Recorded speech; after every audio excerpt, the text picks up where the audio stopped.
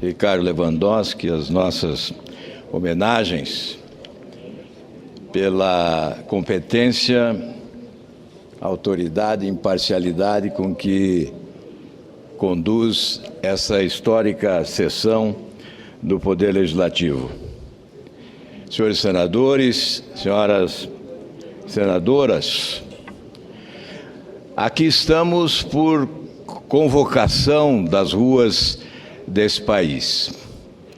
Foram multidões de brasileiros carregando a sua indignação, a sua revolta, que exigiram o impeachment da presidente Dilma Rousseff. E este é o pressuposto fundamental para a instauração do processo de impeachment. Sem apelo popular, sem a consagração do apelo popular, não há possibilidade de sucesso em qualquer tentativa de impeachment de quem preside o país.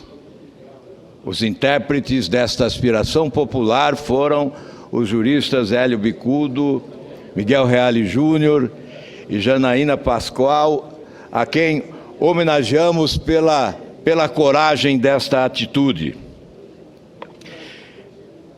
Se há apelo popular, há também a consagração de argumentos jurídicos irretocáveis, que foram consubstanciados no relatório competente do senador Antônio Anastasia.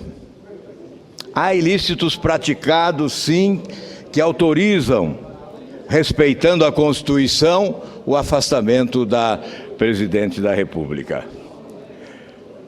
Alguns sugerem que fatos novos sejam aduzidos para alcançar outros agentes públicos. Mas é evidente que descabe esta iniciativa, já que esta fase do processo está superada. Aliás, há um ensinamento latino que cabe aqui lembrar: quod non est in actis, non est in mundo. O que não está nos autos, não está no mundo. Se alguém supostamente cometeu crime no exercício do seu mandato, que seja denunciado e que se instaure o processo competente. Nesse momento, estamos autorizados apenas a julgar a presidente Dilma pelos atos praticados e pelos eventuais crimes que foram denunciados. Alega-se que o Ministério Público teria opinião diferente da nossa através do pronunciamento de um dos seus procuradores. Ocorre, no entanto, que o Ministério Público de Contas, que é especializado, foi quem denunciou as ilicitudes praticadas pelo governo sob a égide da Presidência da República. E é exatamente o Ministério Público de Contas que tem autoridade para essa afirmação, Dr. Júlio Marcelo. Alega-se que o laudo pericial teria também inocentado a presidente Dilma e não é verdade. O laudo pericial confirma a existência das pedaladas e dos decretos irregulares. O que o laudo pericial não poderia fazer e não o fez foi apontar a responsabilidade. A nós que somos julgadores nesse tribunal político, sim, cabe apontar a responsabilidade.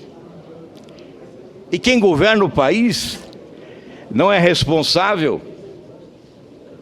Aliás, é bom aduzir que, desde o Mensalão, denunciou-se um esquema complexo e sofisticado de corrupção, idealizado em nome de um projeto de poder de longo prazo, à sombra do poder no país. A quem responsabilizar?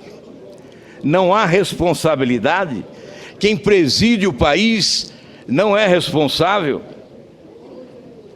2 anos e meio antes do processo de impeachment ser instaurado, técnicos do Tesouro Nacional alertavam o governo e a presidência da República.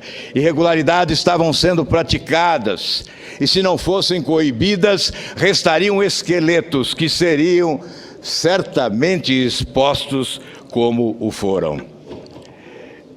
Desde 2010, fala-se na mágica fiscal, na contabilidade criativa, na manipulação dos números para escamotear a realidade das finanças públicas que nos levaram a esse rombo histórico das finanças do país, que chega esse rombo agora, em 2016, a 170 bilhões de reais.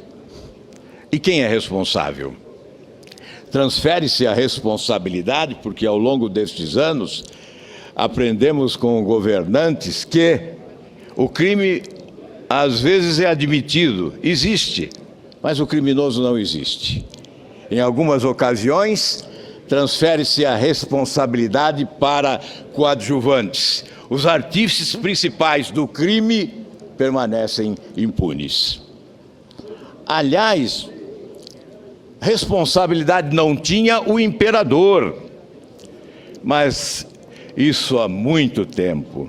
Só a Constituição do Império do Brasil, de 25 de março de 1824, estabelecia em seu artigo 99 que a pessoa do imperador é inviolável e sagrada.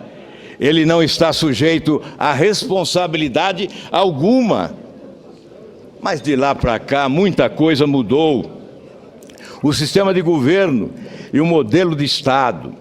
Felizmente, até mesmo a ideia contida naquele texto constitucional de 1824, que seguramente agrada a muitos nos dias de hoje, faz parte da história. Atualmente, a realidade, o desejo da sociedade é outro.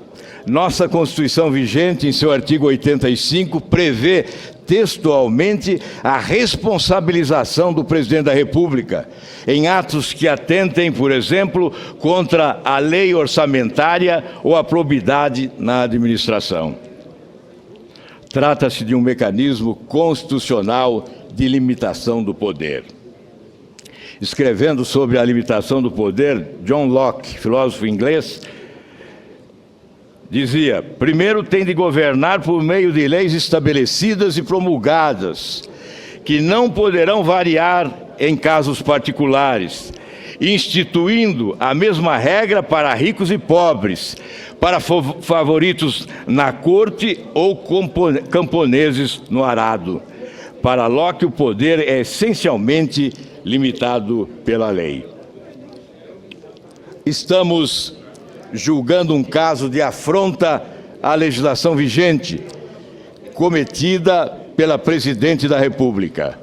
O Senado Federal, nesse momento, diante do objetivo relatório formulado pela Comissão Especial do Impeachment, coloca à prova o seu papel e a própria Constituição Federal.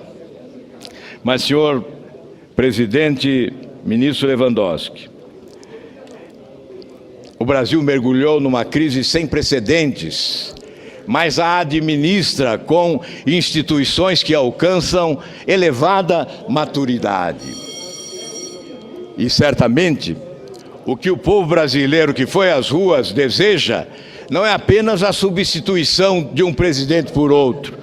Muito mais do que isso, deseja o sepultamento desse sistema de governança promíscuo, do balcão de negócios, do aparelhamento do Estado, do loteamento dos cargos públicos, matriz de governos corruptos e incompetentes, usina dos grandes escândalos de corrupção. O Brasil só ganhará se nós, da classe política, soubermos sepultar esse modelo, iniciarmos um novo tempo sob a égide da democracia nesse país. Muito obrigado, senhor presidente.